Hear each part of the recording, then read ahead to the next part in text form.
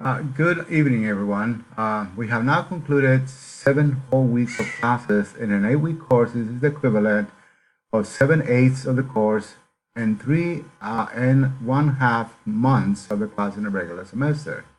This is the last week of the course. Hope you're having a good weekend. So here we go on to week 8, the last week of the course. Here are some items for you to be aware of for this week. Please look at the calendar found at the end of the syllabus and as presented above. Here's where you'll see topics being covered this week. All we have left for this week is exam number 3. You can also find reminders for when assignments are due on the calendar or Blackboard. Here's a summary of what is coming up this week, or what's coming due this week. Exam number 3, chapter 9 to 13, which is available Monday, May 21st, is due Thursday, May 24th by 11:59 p.m. I have updated the gradebook up to the assignments that were due last night. If you want to find out your current grade in class, here's how you can calculate it. You currently have undergone 850 points.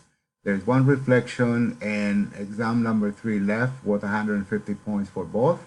Divide the current number of points you have by 850, and that should give you your current percentage.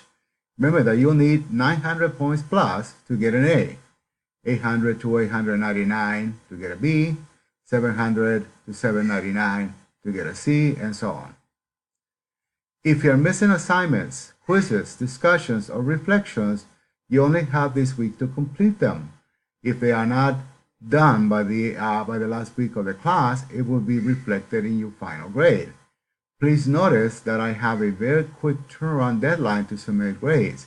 Everything must be submitted by Friday, May 25th, as I am required to submit grades by Sunday, May 25th.